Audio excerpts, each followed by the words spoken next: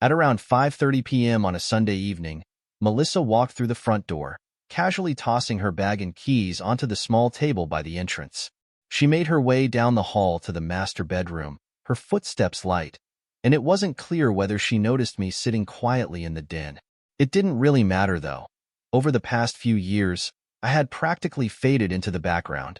I watched her disappear down the hallway before deciding to approach. I grabbed her set of keys from the table, taking my spare key from her ring. Then, rummaging through her purse, I pulled out her phone and wallet, removing all the cash and credit cards. For good measure, I took her driver's license as well and stuffed everything into my pocket before slipping back to my seat in the den. 15 minutes later, Melissa emerged, now looking polished and put together, her purse slung over her shoulder. She spotted me as she reached for her keys and, with an indifferent tone, said, "I'm meeting up with some friends from work tonight. Don't wait up." "No, you're not heading out with your work friends," I replied calmly. "You should know by now, Matt, you don't control me." "I'll do whatever I please," she shot back, her voice cold. "I never said you couldn't see your work friends," I responded, standing up. "What I'm saying is, you're not going out with them tonight. You're off to see your boyfriend, so let's cut the lies." Melissa paused, then turned and boldly walked into the den, standing right in front of me. "Okay, Matt, if you already know, let's be real. You have two options. Either give me some space and let me live my life, or we can end this now and get a divorce. Your call," she challenged, her voice sharp. I smiled bitterly. "I'll take option 3, I replied. "Don't be ridiculous. There is no third option. Either accept that I'm seeing someone, or brace yourself for what's coming," she warned, her eyes narrowing. I stepped closer, pinning her against the wall, and with a cold glare, I reached for her left hand and slid off her engagement and wedding rings. Leaning in, I whispered angrily, "Here's your third option. That door right there? You walk out of it, and you'll never walk back in. You won't get another cent. You'll lose this house, your car, your job. You'll lose our daughter, and you'll lose me." Melissa's face paled, but she tried to stand her ground. "You're living in a fantasy, Matt. My lawyer will ruin you. You'll regret pushing me like this," she stammered. Without another word, I grabbed her arm and pulled her toward the front door, her heels scraping against the floor as she tried to keep her balance. She screamed and cursed, but I kept moving, shoving her out onto the front porch. As she stumbled in the yard, I slammed the door shut and locked it, the lock I had already changed earlier that day. As soon as the door clicked shut, I grabbed my phone and dialed my 19-year-old daughter, Claire, who was away at college. "Hey, it's Dad. Things with your mom have hit a breaking point. She's moving in with some guy, and I need to talk to you about it," I said, trying to keep my voice steady. "I've got our last argument recorded, plus tons of past ones too. I think you should listen to them when you get the chance, so you know the truth before she twists things and tries to blame me. She's been cheating for a while now, though I'm not sure how many times. I'll explain everything when you're home, but for now, just be careful about how you deal with her." Claire agreed to come home that weekend. With that conversation settled, I called Diane, our neighbor from down the block. "Diane, it's Matt," I said quietly. "If your offer still stands, I'd like to take you up on it.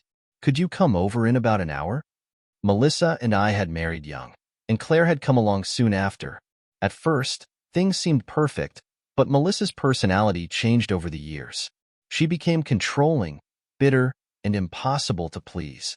Looking back, I realized I had spent too much time trying to make her happy, only for her to take advantage of it. Now, in our 40s, our marriage was beyond saving.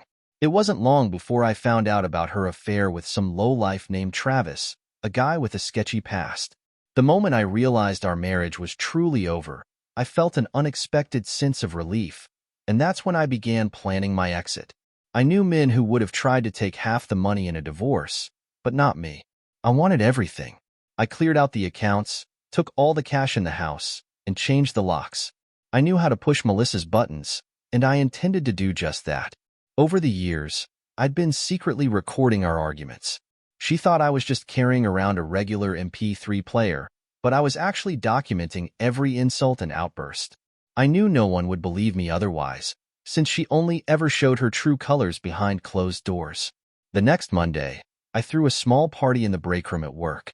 There was cake, ice cream, and a big banner that read Happy Divorce.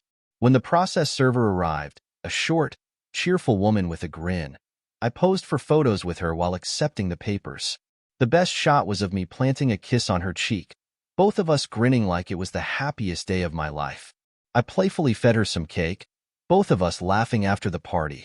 Once the celebration wrapped up, I sent the photos to Melissa. Included in the batch were a few interesting ones. Pictures of me and Diane, my new roommate, lounging in bed, the covers pulled up, both of us smiling for the camera. I made sure Melissa would notice Diane was wearing her old wedding rings, her hand resting on my chest. About an hour later, my phone rang. "You jerk. My lawyer's going to rip you to shreds after seeing those photos." "That was an idiotic move." "Calm down, Melissa," I replied casually. "There's nothing inappropriate in those pictures. No nudity, just a couple of harmless pranks between neighbors. We'll talk about this later, Matt. I'm coming by the house tonight to grab some things." "You should leave before I get there," she snapped. "If I'm not here, you won't get in," I informed her flatly. "I changed all the locks. If you need anything, you better be here before 6:45. Diane and I have plans at 7, and I don't intend to be late." I hung up after that, ignoring her next 5 calls. I didn't bother answering her messages either, but I listened to each one. You never know. People tend to slip up when they're angry, and I figured Melissa might reveal something useful. She didn't disappoint. Over the next few weeks, I caught bits and pieces of information in her furious rants that I could use later.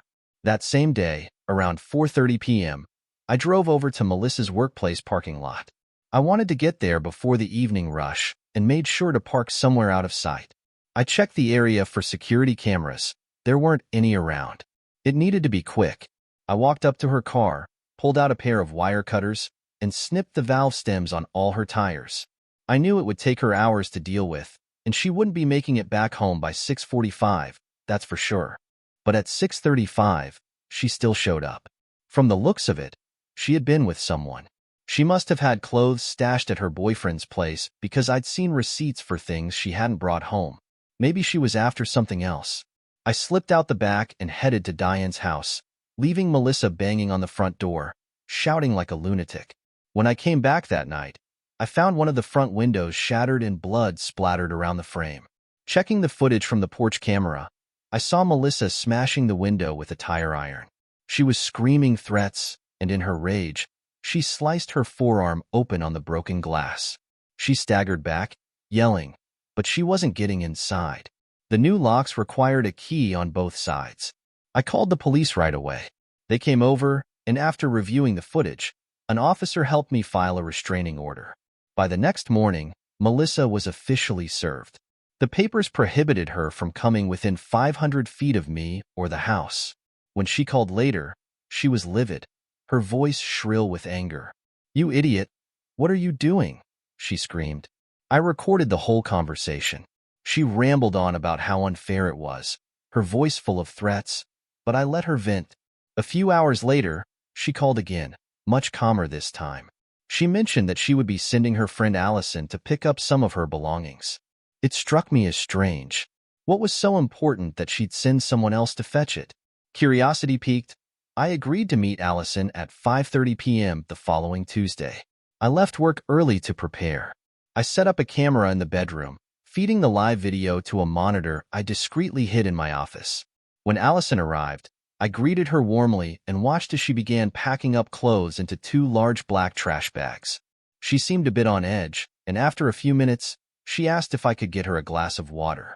I smiled, nodded, and headed to the kitchen. But as soon as I glanced at the monitor, I saw Allison pulling a small shoebox from the closet and stuffing it into one of the bags. She then resumed packing the clothes like nothing had happened. When I returned with the water, she nervously said she was done packing and asked if I could help her carry the bags. I noticed that the one she was holding seemed heavier than the other.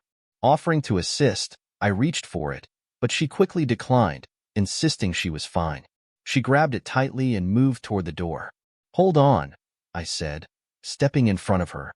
"Is there something in that box I should know about?" Her face flushed. It's just some of Melissa's things, she stammered, trying to brush it off. I wasn't convinced. The smell of old cash was unmistakable. I opened the bag and found the shoebox, filled with stacks of worn $50 and $100 bills. My eyes narrowed as I looked at her. You're trying to steal from me? Allison panicked, stammering that the money belonged to Melissa and that she was only doing what she was told. She denied having any intention of theft. You came here for clothes and are leaving with a box of cash. That's theft, I said coldly, stepping toward her. I'm calling the police. She broke down, pleading with me not to involve the authorities. I have kids, a family. Please, don't do this, she begged, tears streaming down her face. I led her to the couch, sitting her down. You'll never set foot in this house again, I said firmly. But if you want to make things right, you have one shot.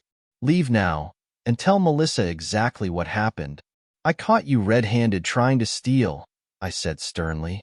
From now on, you'll report everything you hear or see about Melissa to me, especially anything related to our divorce or her relationship with Travis. And if you so much as mention our little arrangement to her, you'll regret it. Melissa made a massive mistake getting involved with that scumbag, and you're going to help her get away from him? Lindsay looked at me, her face pale with fear. I made it clear that I had the entire incident recorded on video and could easily involve the police. Reluctantly, she agreed to act as my informant. Once she left, I grabbed the shoebox full of cash and headed straight to Diane's place at the end of the block. She agreed to hold on to it for me until I could stash it somewhere far away from Melissa's reach. I had a pretty good idea where the money had come from. Melissa's Aunt Margaret, known for her tight-fisted ways, had passed away a few months back, leaving Melissa as the sole heir. While I knew Aunt Margaret had left Melissa a small run-down cottage out in the country, no one had ever mentioned any money. It seemed like when Melissa went to inspect the property after the will was read, she stumbled upon a stash of hidden cash. When Melissa called me later, her voice was laced with rage. I recorded the conversation, being extra careful. That money is mine, Matt. Give it back, she screamed into the phone. I don't know what you're talking about, I replied calmly. I caught Lindsay trying to steal some cash from my nightstand. If there was any money, it's long gone. You know exactly what I mean. The money in the shoebox is from Aunt Margaret, and it's mine, she shouted, her voice trembling with frustration. Maybe Lindsay found some money in a shoebox, but if so, she probably kept it for herself. And if you had cash hidden here, you never reported it on your taxes. I've checked our tax returns.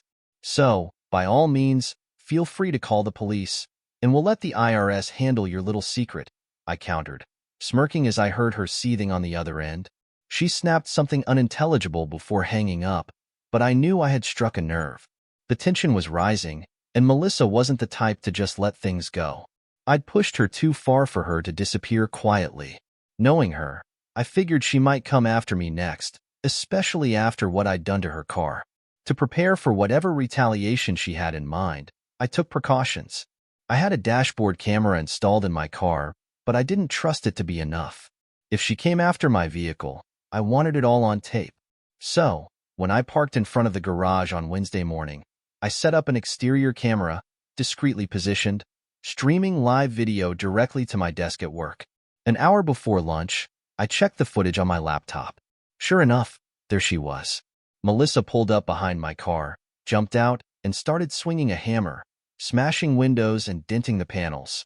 Watching her shatter the windshield and scream, I felt a chill run down my spine.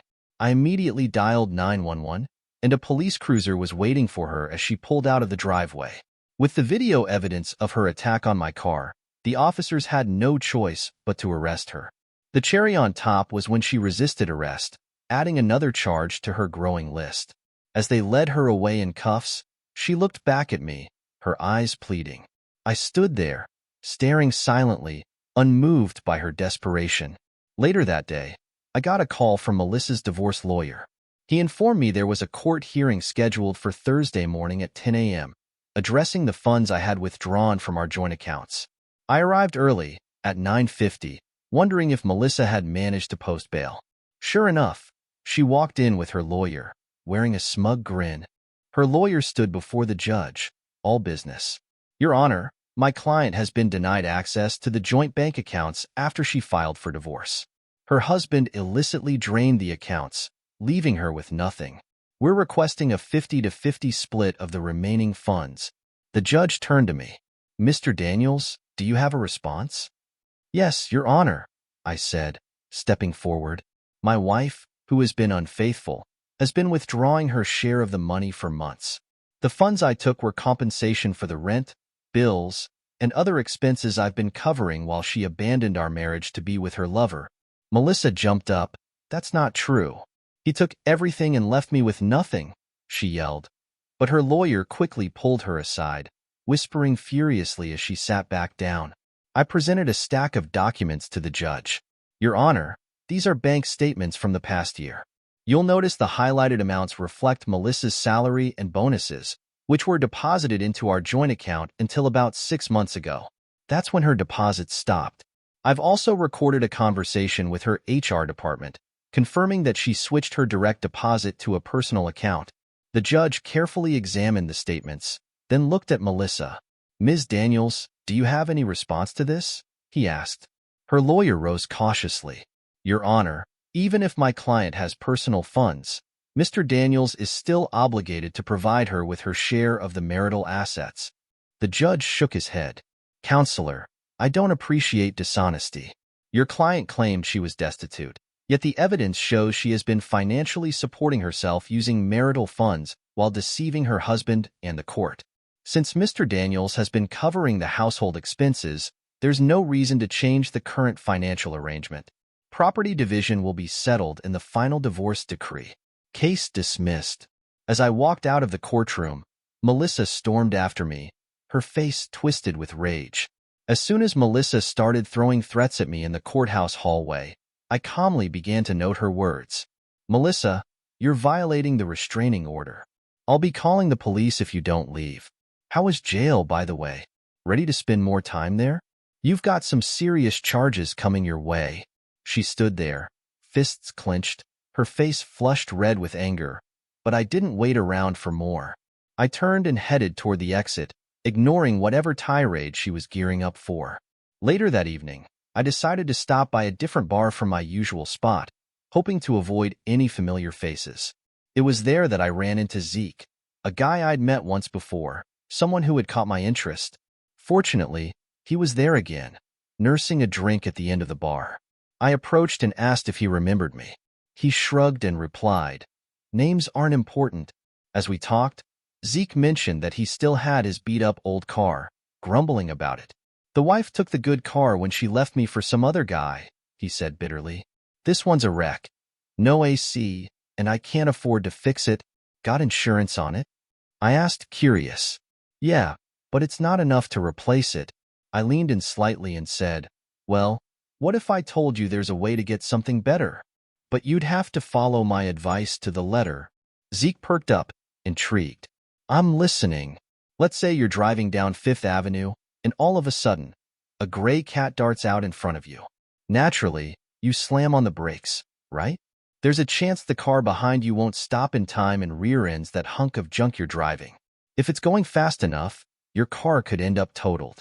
But as long as you're buckled in and your head's against the seat, you'll be fine. Insurance will take care of the rest, and maybe you'll finally get a car with working AC. Zeke frowned slightly. What if the person who hits me gets hurt? I'm not trying to mess up someone's life. I can assure you, I said, lowering my voice, the lady in that car? She's a cheater. You wouldn't be doing anything to someone who doesn't deserve it, and she'll be alone. Trust me on this. Zeke thought about it for a moment, then nodded slowly. Man, that'd be perfect. I can't stand cheaters, and I really need to get rid of this clunker. Then here's what you do. Tomorrow, be at the corner of 5th and Pine by 5 p.m. sharp. Watch for a blue Honda coming out of the parking lot. Pull out in front of it and drive slowly until she's right behind you. You'll see a cat cross the road. Hit the brakes hard. Call 911 afterward. Mention you might have a neck injury. And remember, you've never met me, we've never talked, and I won't be back here again. Zeke smiled, man. I'm colder than the air conditioning in that new car I'm about to get.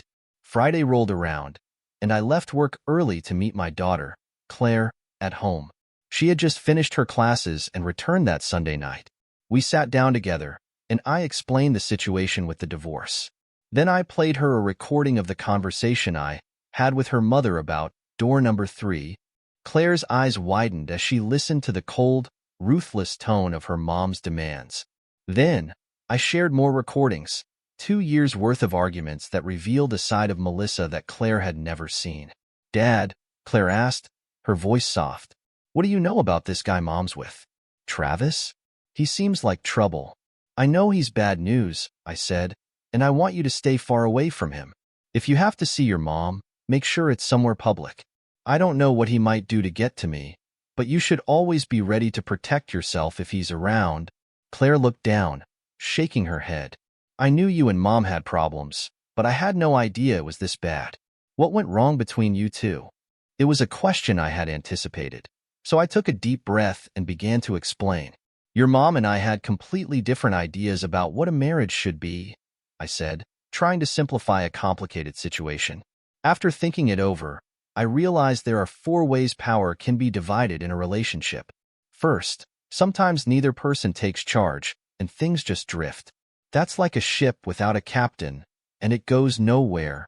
I paused, watching her listen closely. "Then there's the second type, where both people try to control everything, and all they do is fight. It's a constant battle for dominance. The third is when both partners share responsibility equally, which is what I hoped for going into our marriage. But that didn't happen either. The last scenario," I continued, "is where one person takes full control. It's usually the man in older, traditional setups, but people these days see that as oppressive to women. And sometimes it is. But if a man truly loves his wife, it can actually be like a fairy tale. A man who takes care of everything while his wife lives a comfortable life, free of hard decisions. That's the kind of relationship your grandparents had. Your mom grew up watching your grandfather dominate every situation, while your grandmother was content being passive." Claire's eyes flickered with recognition as I spoke about her grandparents. "Mom must have thought our marriage would be the same," I said. "When I tried to be equal partners, she saw it as a weakness.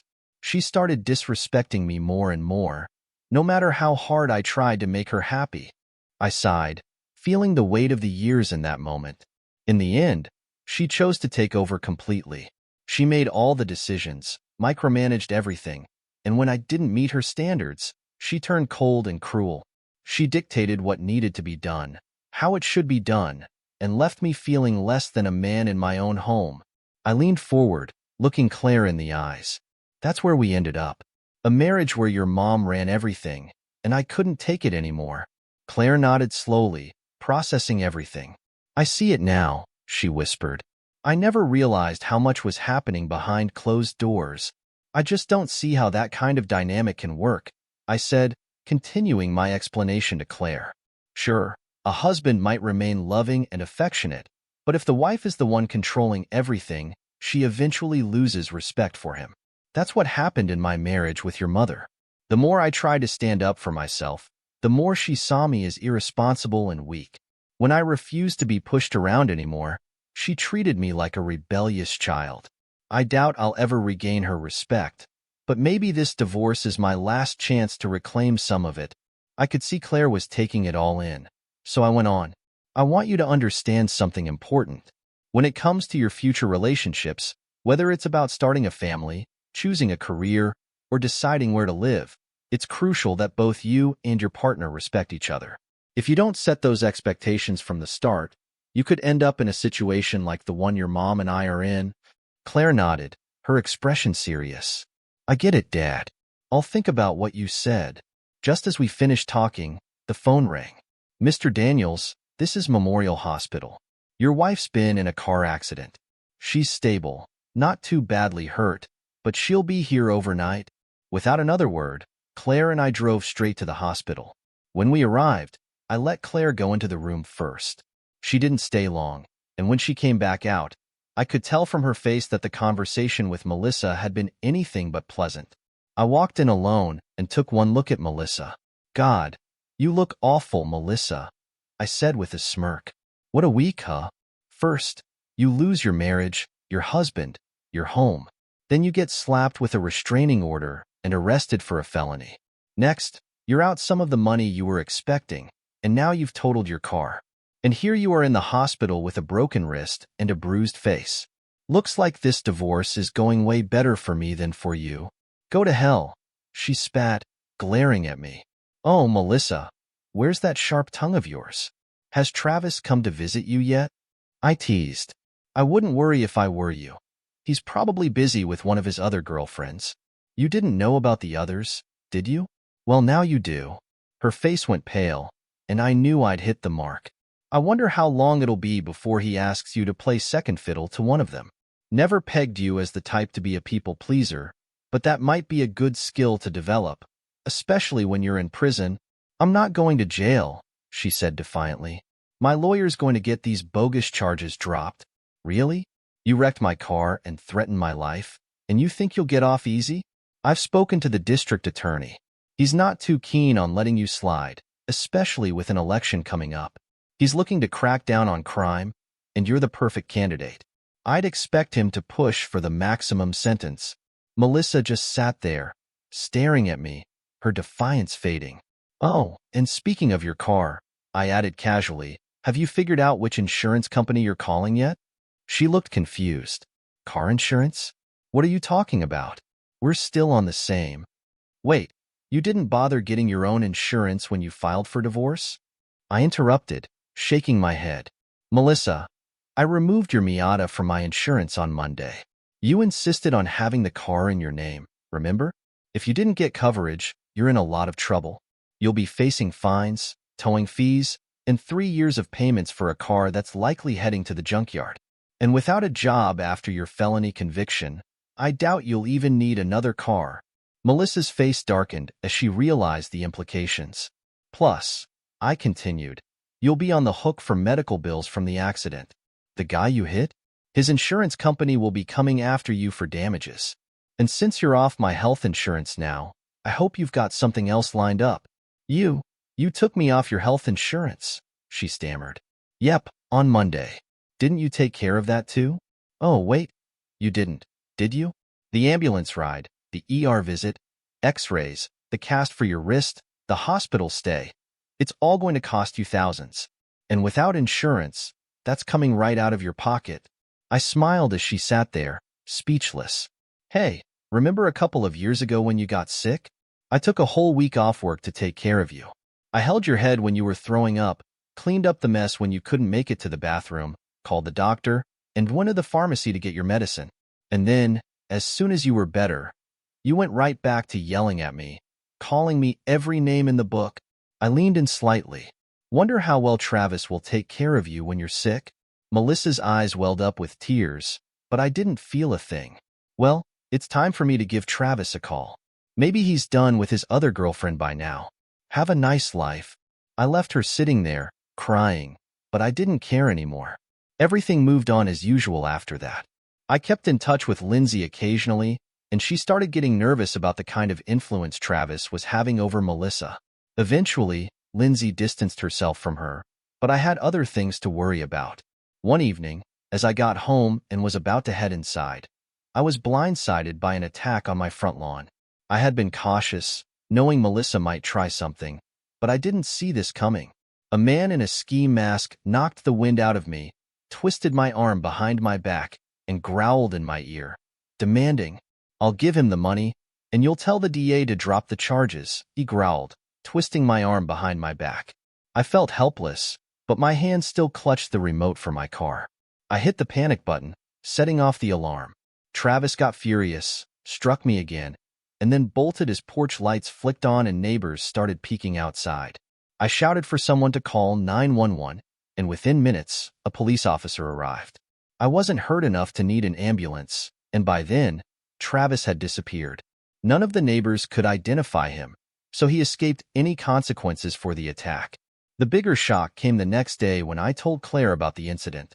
Dad, I didn't want to tell you, but I had a run-in with Travis too, she admitted. My stomach sank. What happened? I asked, bracing myself. Mom called me to talk, Claire said. I agreed, but I refused to meet at his place, so she asked me to pick her up. But when I got there, She sat me down on their couch. Then Travis came out. He said that since Mom wasn't able to take care of him in bed because of her injuries, I'd have to take care of his needs. He claimed she owed him, and now I was supposed to pay for it.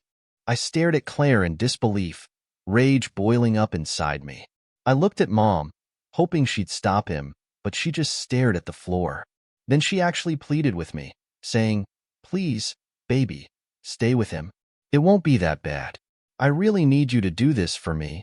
I clenched my fists, barely able to contain my fury. Travis grabbed my wrist and tried to force me to stand. Saying we were going to the bedroom, Claire continued, her voice shaking. But I had pepper spray in my purse. I sprayed him in the face. He screamed and let go. So I grabbed my purse and tried to pull Mom out the door with me.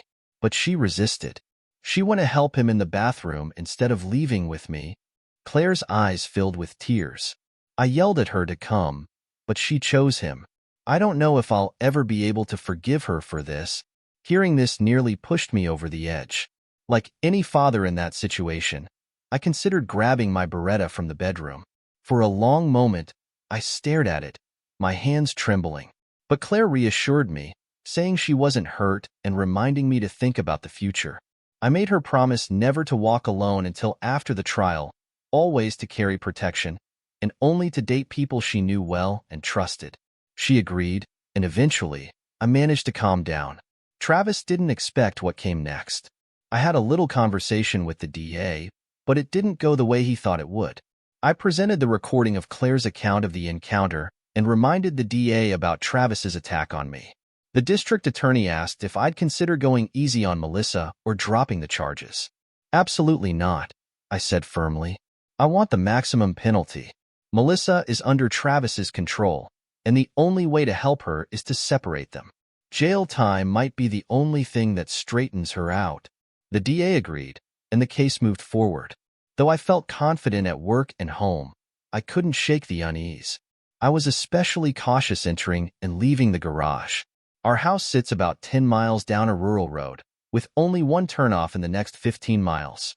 I knew the potential danger during those long drives home, so I always had my Beretta with me. One evening, a few days before Melissa's trial, I noticed headlights behind me about 2 miles from home. It was a pickup truck, tailgating me aggressively, just 20 feet from my bumper as I was doing 55 miles per hour. A chill ran down my spine.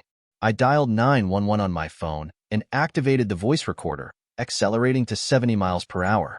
But the truck kept pace. Desperately, I asked the 911 operator to contact the detective investigating my assault, while I narrated the situation into the recorder. The truck followed me for 5 more miles, inching closer and closer. As I neared a bridge spanning a small creek bed, I had a sinking feeling. The truck accelerated. I suspected the driver was planning to force me off the road. As it pulled up alongside me, I caught a glimpse of Melissa in the passenger seat, her face pale. I slammed on the brakes, causing my car to skid, but I managed to keep control. The truck stopped ahead of me, but my quick braking avoided a collision. My car slid to a stop on the side of the road, the back end resting on a slope leading down to the creek. Grabbing my gun, phone, and recorder, I scrambled out of the car, sliding down the steep gravel slope under the bridge. I crouched beneath the bridge, my breath coming in ragged gasps. The darkness was thick, and I knew the dangers, rattlesnakes or worse, but my mind was focused on the real threat overhead. I strained to hear any movement above, but heard nothing. My phone had lost its signal, and trying to redial was pointless. I was stuck. I waited there, feeling like hours had passed, though it was probably only 5 or 10 minutes before I heard sirens in the distance. They were coming from the same direction I had been driving. I carefully made my way back up the hill, leaving my Beretta hidden beneath the bridge. As I neared the road, I raised my hands, calling out to the police not to shoot. 2 patrol cars were parked across the road, blocking both lanes. More sirens wailed in the distance, and suddenly, the pickup screeched to a halt as officers ordered the driver and passengers to exit the vehicle. Other police cars arrived behind the truck, and soon enough, both Melissa and Travis were in handcuffs, charged with attempted manslaughter. Though I was deeply shaken, there was a small sense of relief as they were led away, but I knew the battle wasn't over yet. I returned home, took a long shower, and tried to sleep, but my mind wouldn't settle. When your spouse is facing multiple felony charges, divorce suddenly becomes the least complicated part of it all. The judge showed some sympathy toward me, and Melissa and her lawyer didn't put up much of a fight. Desperate to avoid a harsher prison sentence, Melissa agreed to give up almost everything in the divorce in exchange for leniency during her sentencing. During her hearing, I testified about the good person Melissa used to be before Travis entered the picture. I even expressed a willingness to forgive her for trying to take my life, but I left out any mention of her likely infidelities and the years of torment I'd endured. I couldn't read her expression in court, and I didn't attempt to speak to her directly. Ultimately, Travis got a long prison sentence. I like to imagine him sharing a cell with a burly inmate named Bubba who finds him interesting. The judge was more lenient with Melissa, though.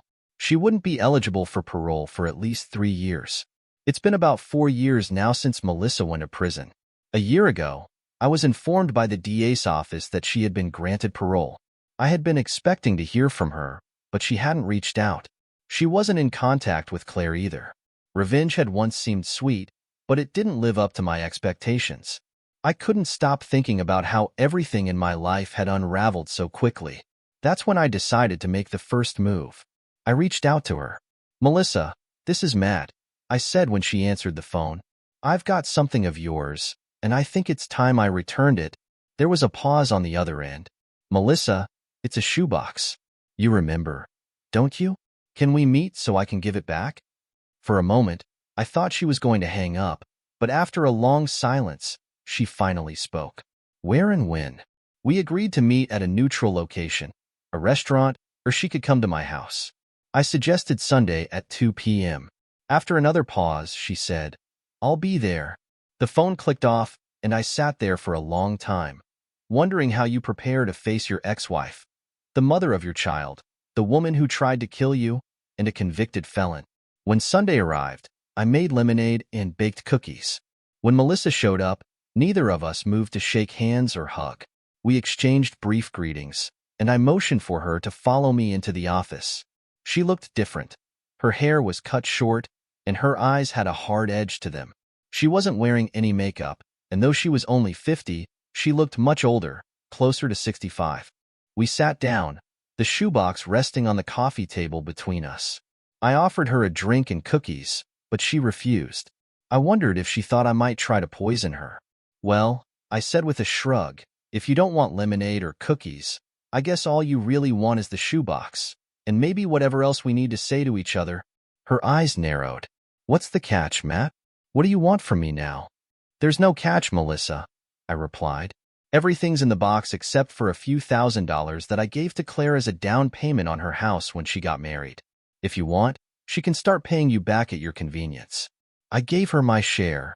Melissa's face tightened, and I realized she didn't know. "Claire's been married for 2 years, and you're a grandmother. Her little girl's name is Shannon, after her other grandmother, Shannon Evans." Melissa's eyes filled with tears, despite her best efforts to hide it. "Melissa, I know you haven't spoken to Claire in a long time, but there's still a way to reconnect if you want to. I can help with that if you're ready." She nodded, tears now streaming down her cheeks. I reached for the box of tissues I'd placed on the table. "I'll give you the short version of what's been happening if you're not in a rush to leave," I offered gently. She wiped her eyes and tried to compose herself. "Claire married a great guy named Stan Evans. He's into computers, networks, real smart guy. They're a happy family, and she's a fantastic mother. They're deeply devoted to each other."